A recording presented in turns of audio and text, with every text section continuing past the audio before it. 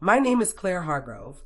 I'm 30 years old, and I'm the director of pre-construction at Delacroix Building Group, overseeing $220 million in active commercial projects across the Pacific Northwest. I was blamed for abandoning my own grandfather at 25 years old. The same year, I quietly started paying down his lumber account, so his name wouldn't end up in collections. 5 years later, I stood in the sawdust-scented doorway of a reopened woodshop with my grandfather in a wheelchair beside me, while my cousin Derek tried to tell a crowd of 200 people that none of it would exist without him. My Uncle Frank once looked me dead in the eye and said, "You'd rather build strip malls for strangers than save the one thing that made this family somebody." I didn't answer him that day. 5 years later, I finally did, with a printed account history in my hand. Before I get to that, do me a favor.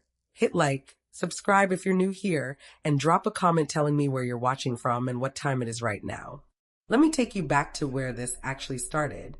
I grew up in Millport, Oregon, sweeping sawdust off the concrete floor of Hargrove and Sons Woodworks, the shop my grandfather Walter Hargrove opened in 1971 with a single table saw and a bank loan he paid off in 6 years.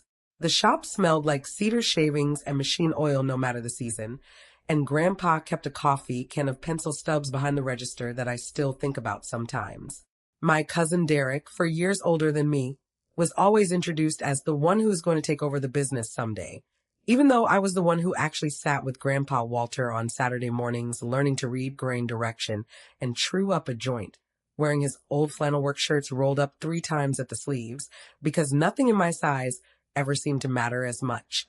Derek liked being seen at the shop, posing for photos next to finished cabinets for the Millport Gazette.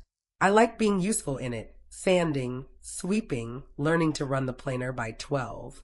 Nobody in my family ever seemed to notice the difference until it mattered.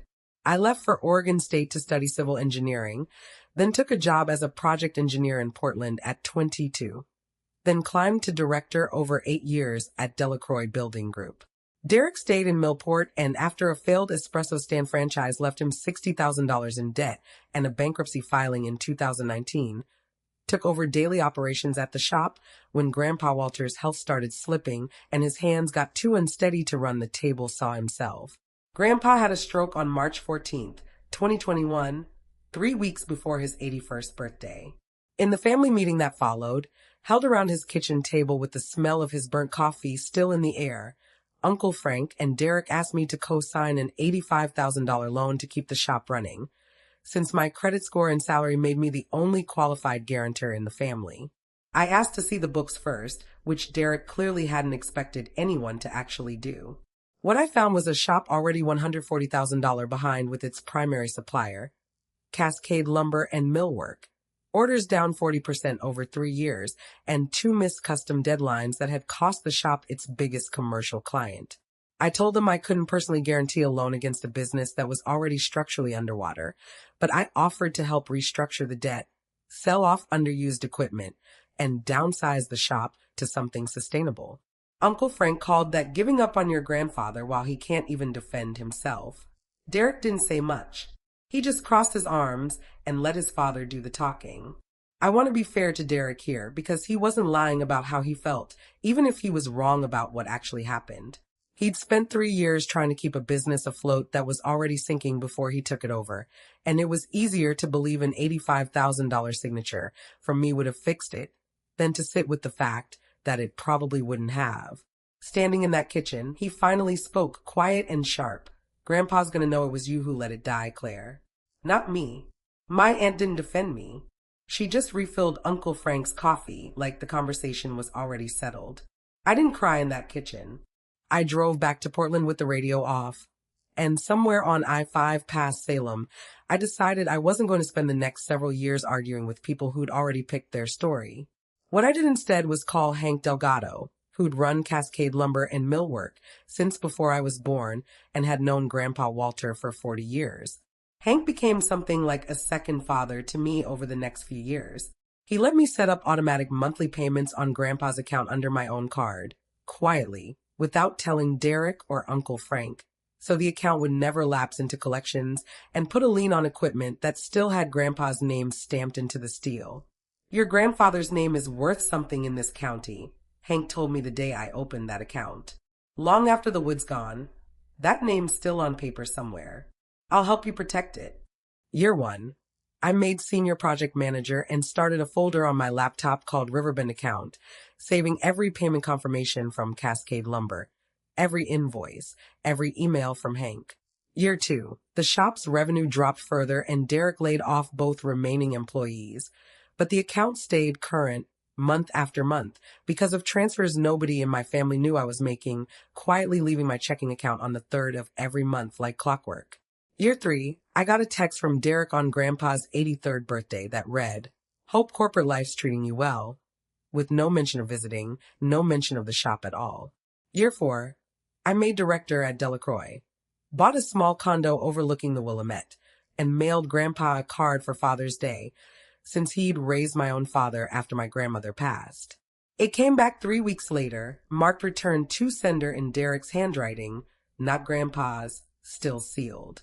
By year 5, the shop had been closed for 18 months, padlocked, its equipment sitting under tarps in the back lot, weeds growing up through the gravel where customers used to park.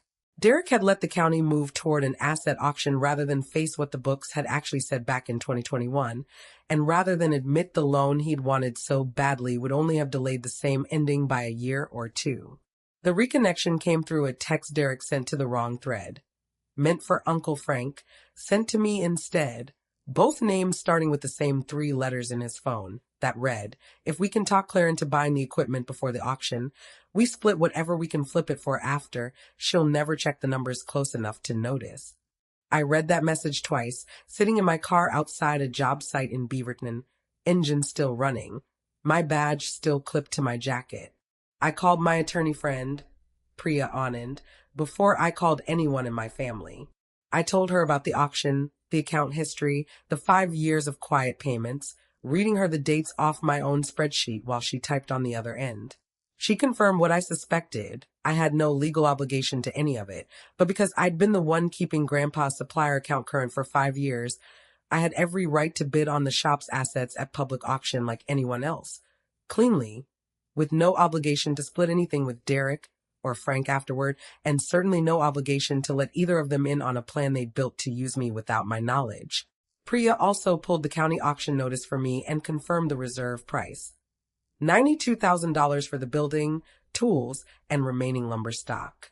I won the auction on a Tuesday in April with a bid of $97,500, using savings I'd built over 8 years at Delacroix. I didn't tell my family until the permits were filed and the sign was already ordered. Hargrove and Sons Woodworks, same name, same building. My name now on the deed alongside Grandpa's. The reopening was in June, string lights across the parking lot, sawdust and fresh-cut cedar in the air, folding tables loaded with lemonade and Grandpa's favorite peach cobbler from the diner down the street. The old Hargrove and Sons sign had been sanded down and repainted by hand, the same font Grandpa had used since 1971, and a local news crew from the Millport Gazette had come out to cover it. Grandpa Walter, 83 now and using a wheelchair since a second, smaller stroke that spring, sat near the front doors in his good flannel shirt. The same kind I used to borrow, a fresh haircut and a look on his face I hadn't seen since I was a kid handing him a perfectly sanded board. Derek showed up uninvited, and within 20 minutes of the ribbon cutting, he'd found the small crowd near the register and was telling them, loud enough for Grandpa to hear, "None of this happens without me holding this place together the last few years." Claire walked away when it counted. A crowd does what crowds do. It gathers, curious, cobbler still in hand, and I saw Uncle Frank near the back, arms crossed the same way Derek's had been in that kitchen 5 years earlier. I didn't raise my voice. I walked over to Hank Delgado, who'd come to see the reopening himself, and asked him, in front of everyone, if Cascade Lumber still had 5 years of account records for the shop. He said they did, every wire transfer time-stamped and archived. I pulled the printed account history out of the same folder I'd been building since year 1 and set it on the register counter. 60 consecutive months of payments, every single one under my name, going back to March of 2021, totaling $31,400 in supplier debt, kept current while the shop sat closed. Derek's name appeared exactly 0 times. I said, I didn't walk away, Derek. I've had a Cascade lumber transfer leave my account on the 3rd of every month for 5 years. So Grandpa's name never showed up on a collections notice. I have the receipts. Where are yours? That was the line the parking lot went quiet on. Derek's face did something I hadn't expected. The anger went out of it all at once, like a held breath finally let go. I didn't know you were still paying it, he said, quieter now, almost to himself, looking at the printed pages instead of me. I told everyone you left because it was easier than admitting I ran it into the ground and didn't know how to say so. And every month I didn't hear from Cascade about the account. I just figured it went to collections and nobody bothered to tell me. That was as honest as I'd ever heard him. And for a second I almost felt sorry for how long he'd been carrying a version of the story that wasn't even true. Then, a breath later, his jaw set again, and he muttered that the payments didn't change who'd actually been here, which wasn't really true anymore. But I let him have it, because some fights aren't worth finishing in front of your grandfather on his best day in years. I didn't say another word to correct him. Uncle Frank, standing near the cobbler table, looked like a man doing math he didn't want to finish. The consequences that followed weren't anything I orchestrated. Derek's name stayed attached to the old bankruptcy and the shuttered business filing regardless of what I said that day, and the county records office doesn't forget things because a nephew apologizes at a ribbon cutting. He and Uncle Frank left before the cobbler ran out, and nobody stopped them. What did happen was my aunt, Derek's mother, found me by the lemonade table afterward. She said I should have asked more questions 5 years ago instead of just refilling coffee cups. I told her the door wasn't locked, just quiet. We've had lunch twice since. Grandpa Walter reached for my hand once the crowd thinned out, his grip still strong even after everything the strokes had taken from him. He didn't say much, he never was much for speeches, but he nodded toward the new sign out front and said, "Looks just like it used to." I told him it was, because I'd kept the paperwork the whole time, even when nobody asked to see it.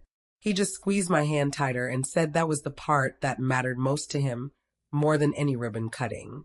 If this is hitting close to home, drop a comment. I read every one. Here's what I actually learned. Legacy isn't kept alive by whoever's standing in the room the loudest. Sometimes it's kept alive by a recurring transfer nobody sees, made by someone who never needed credit for it, just the truth to still be there when somebody finally asked to see it. I didn't rebuild that shop to win an argument. I rebuilt it because I loved my grandfather in a language nobody else in that kitchen was willing to speak. And because some inheritances aren't written into a will, they're written into who shows up quietly for 60 months in a row. If you've ever quietly carried something for your family that nobody gave you credit for, I hope you find your own version of that account history. Proof you never needed until suddenly you did. Subscribe if you want more stories like this one. Share it with somebody who needs to hear it today. Tell me in the comments what you'd have said in that parking lot, and I'll see you in the next one.